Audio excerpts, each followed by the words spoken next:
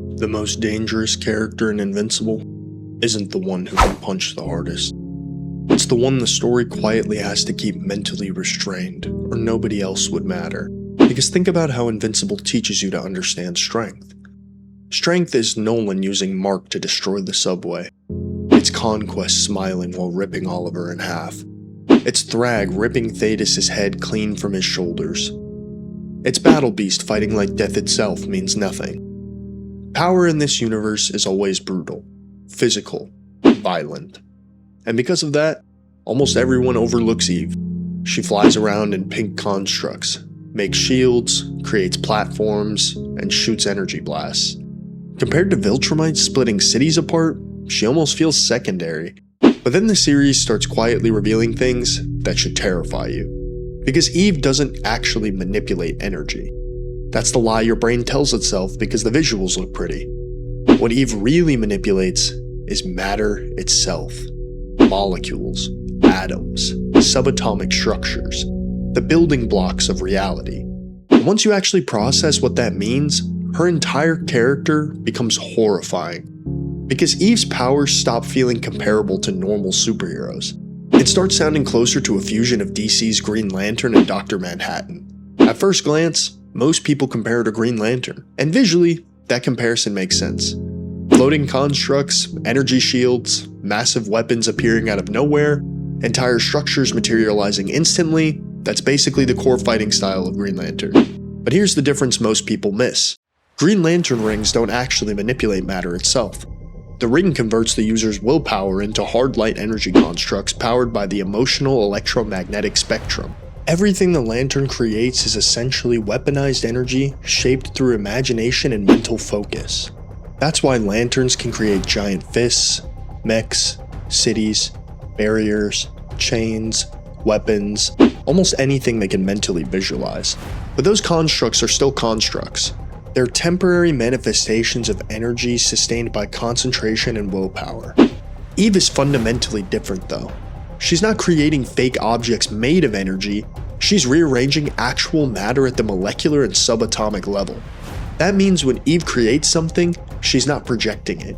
She's literally changing reality around her. And that is where she starts feeling less like Green Lantern and dangerously close to Dr. Manhattan. Because Dr. Manhattan becomes terrifying for one specific reason: complete atomic control over matter itself.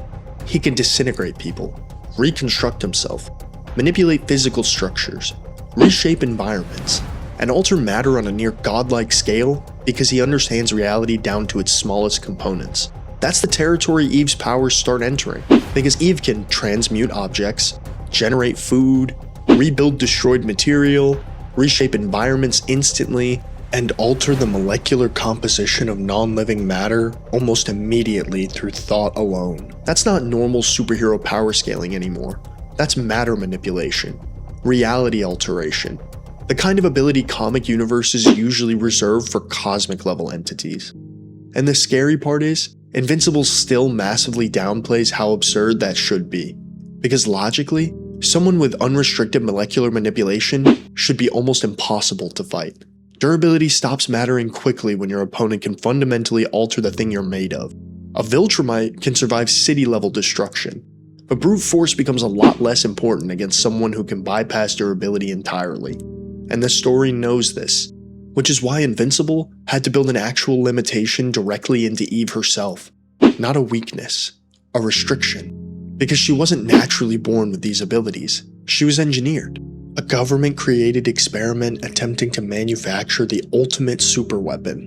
And at first, the scientists thought they succeeded, until they realized what her powers could eventually become. Because there was one application of her abilities that terrified them more than anything else: living matter.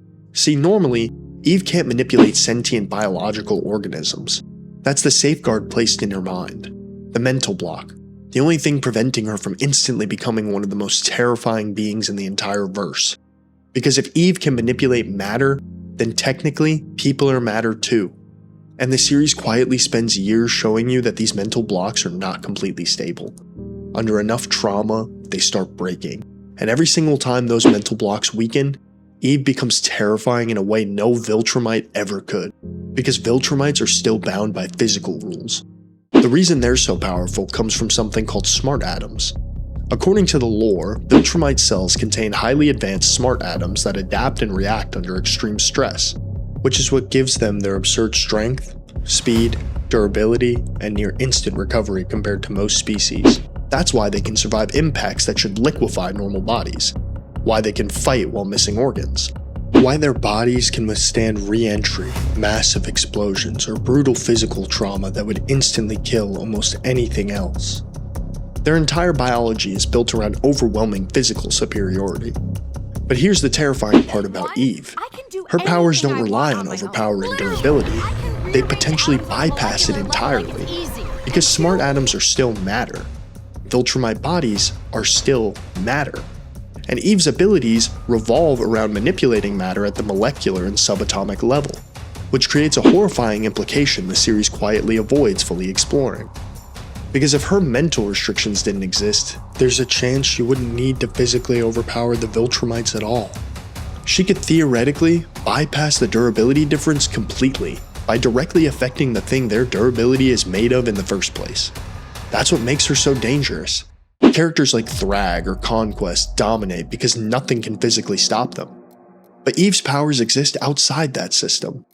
And that means every time her mental barriers start failing, Invincible briefly hints at a version of Eve that could become dangerous to characters who are otherwise treated like unstoppable gods. And the Conquest fight proves it, because he isn't just another villain. He's one of the most physically overwhelming monsters in the entire franchise. A Viltrumite so brutal that experienced heroes completely collapse against him. The guy enjoys violence so much that entire battles feel like entertainment to him. And Eve still steps in anyway, not because she's physically stronger, but because her abilities operate on an entirely different level from everyone around her.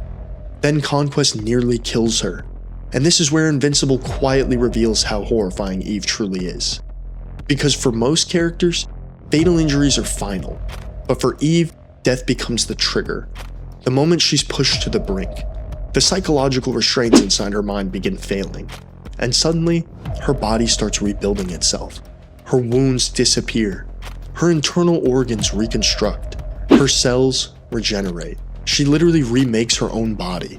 And then immediately after surviving injuries that should have killed her, she unleashes an attack powerful enough to visibly damage Conquest.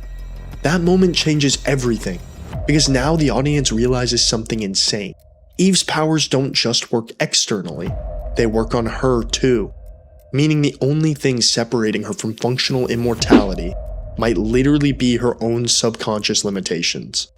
And once you realize that, her entire character starts feeling completely different, because suddenly, she isn't just the support hero anymore. She's a reality warping weapon, pretending to function inside normal superhero scaling. Think about it. Viltrumites dominate through force. They overwhelm opponents physically. Their bodies are the weapon. But Eve can alter matter itself, which means physical superiority stops guaranteeing victory, and the series understands how dangerous that implication is. That's why she's constantly written with hesitation. She second-guesses herself, panics, holds back, focuses on defense, prioritizes saving people over destroying enemies. Mentally, she still thinks she's a normal human being. Meanwhile, characters like Thrag and Conquest are built and conditioned entirely around violence. And that difference matters, because if Eve ever approached combat with the same ruthless mentality as a Viltrumite, the implications become terrifying. Because now you're talking about a character who can reshape environments instantly, create matter, reconstruct her own body, survive otherwise fatal damage, and potentially manipulate biological matter whenever those mental restraints weaken. That stops feeling like a superhero, and starts feeling like a god hiding inside a human body. And what makes Eve so fascinating is that Invincible never fully unleashes her. The story constantly shows glimpses, small cracks in the restraint system, moments where the audience briefly sees what she could become if nothing inside her mind was limiting her anymore. And every single glimpse feels catastrophic, because unlike Battle Beast, or Omni-Man, or Thrag, Eve's power ceiling is difficult to even measure, because physical characters still have limits based on endurance and force, but molecular manipulation fundamentally changes the rules themselves. which is why Eve was never actually weak. She only looked weaker because the series surrounds her with characters who express power through brutality. But underneath all of that, the series quietly built one of the most fundamentally broken abilities in the entire universe. A character capable of bending reality at the molecular level, whose greatest limitation was never power, it was psychology. And that's what makes Eve so terrifying, because the strongest character in Invincible might secretly be the one the universe itself had to mentally nerf before she could even function around everyone else. Thank you guys so much for watching, and if you enjoyed, please like, comment, and subscribe, and suggest new characters you want to see in future videos. Peace.